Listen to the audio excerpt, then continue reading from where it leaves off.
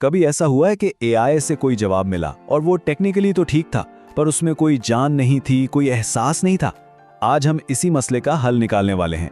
हम ये सीखेंगे कि कैसे अपने प्रॉम्प्ट्स में जज्बात डालकर एक आम सी चीज को गैर मामूली बनाया जा सकता है। चलें इस फर्क को जरा सामने देखते हैं। बाएं तरफ जो तस्वीर है वो एक ऐसे प्रॉम्प्ट से बनी है जिसमें एहसासात शामिल थे। ये सिर्फ एक उदास आदमी की तस्वीर नहीं, बल्कि उसमें एक पूरी कहानी छुपी है। शाम का वक्त, बारिश और शहर की दूर जलती बुझती रोशनियां सब मिलकर एक खास माहौल बना रहे हैं। और दाएं तरफ वाली तस्वीर वो सीधी सादी है, क्योंकि प्रॉम्प्ट में जज्बाती गहराई थी ही नहीं। बस यही वो फर्क है जिस पर आज हम बात करने वाले हैं। ये मसला हम में से अक्सर लोगों के साथ पेश आया है। एआई से कुछ लिखने को कहा और जवाब ऐसा मिला जो बिल्कुल बेरूह रोबोट जैसा लगा। पर मजे की बात यह है कि मसला एआई का नहीं, बल्कि हमारे पूछने के तरीके का है। हल इस बात में है कि एक बेहतरीन प्रॉम्प्ट सिर्फ हिदायत नहीं देता, बल्कि एहसासात भी जगाता है। तो फिर इसका राज क्या है? राज बस इतना सा है कि एआई को एक मशीन की तरह नहीं, बल्कि एक तख्लीकी साथी के तौर पर देखा जाए। मतलब इसे सिर्फ ये नहीं बताना कि क्या करना है, बल्कि ये भी कि कैसा महसूस करवाना है। हमें उसे इंसानी जज्बात की जो पेचीदा जबान है ना, वो सिखानी होगी। अच्छा, तो चले इसे एक नाम देते हैं, प्रॉम्प्टिंग में जज्बाती जहानत। ये सिर्फ टेक्निकल हिदायत देने का काम नहीं है, ये एक आर्ट है। ऐसे प्रॉम्प्ट्स डिजाइन करने का फन जो एआई को इंसानी जज्बात को पहचानने, जाहिर करने और यहां तक कि उभारने में भी मदद दें। असल मकसद ये है कि पढ़ने या देखने वाला कुछ महसूस करे, सिर्फ मालूमात न ले।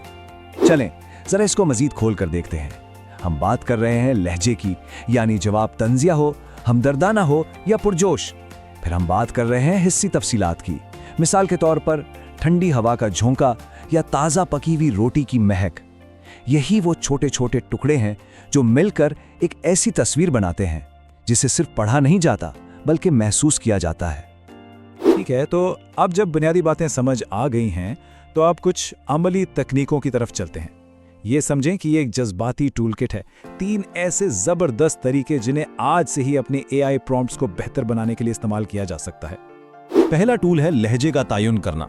जरा इस टेबल को देखें, यहाँ मुख्तलिफ जज्बात को मखसूस अल्फाज से जोड़ा गया है। अगर उदासी का एहसास पैदा करना है तो दिल शिकस्ता लहजा इस्तेमाल करें। मोहब्बत का इजहार करना है तो रोमानवी और शायराना जैसे अल्फाज का इंतखाब करें। यहाँ तक कि मजाक के लिए भी हल्का फुल्का और दिलचस्प जैसे अल्फाज एआई को सही सिमत दिखाते हैं। ये बिल्कुल ऐसे है जैसे किसी एक्टर को डायरेक्शन दी जा रही है। अब ये दूसरी टेक्निक, ये वाकई बहुत ताकतवर है। जज्बात को 3 सतहों पर सोचें। पहली सतह है सिर्फ जज्बे का नाम बता देना, जैसे गम।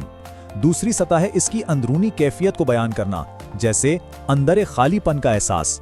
और तीसरी सतह जो सबसे गहरी है, वो है अलामती जबान का इस्तेमाल, जैसे दिल में एक सर्द तूफान चल रहा है। इस तरह एक आम से जज्बे से शुरू करके एक गहरी और पुरअसर कहानी तक पहुंचा जा सकता है।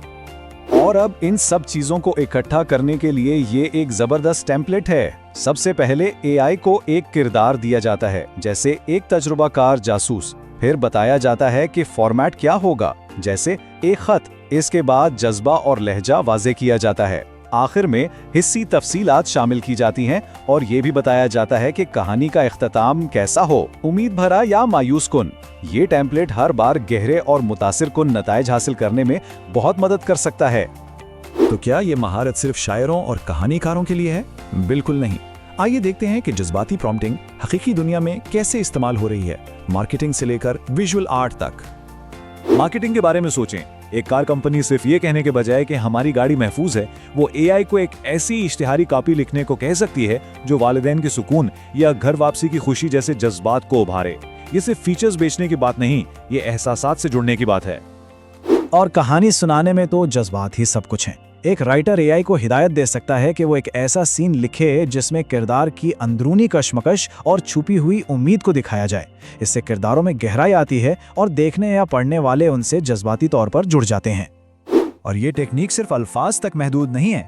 जब किसी विजुअल एआई को एक पुरसुकून गुरूब आफ्ताब की तस्वीर बनाने को कहा जाए और उसके बजाय ये कहा जाए कि एक तन्हा और पुरसुकून गुरूब आफ्ताब की तस्वीर बनाओ, तो एआई रंगों, रोशनी और कंपोजिशन को उस जज्बे के मुताबिक ढाल लेता है। यहाँ जज्बाती अल्फाज एक पेंटर के ब्रश की तरह काम करते हैं। जरा इस मिसाल को देखें। यहाँ सिर्फ सिपाही नहीं, बल्कि तन्हा सिपाही कहा गया है। धुंधला मैदान जंग माहौल बना रहा है। लेकिन असल जादू है कुर्बानी और अमन जैसे जज्बाती अल्फाज में। यही वो अल्फाज हैं जो एआई को बताते हैं कि रोशनी कैसी हो, रंग कैसे हों और मूड कैसा हो, जिससे एक आम सी तस्वीर एक शाहकार में बदल जाती है। तो ये सारी बातें हमें कहाँ ले जाती हैं? ये हमें मुस्तकबिल की तरफ ले जाती हैं, जहां एआई के साथ हमारा रिश्ता सिर्फ हिदायत देने और लेने का नहीं रहेगा।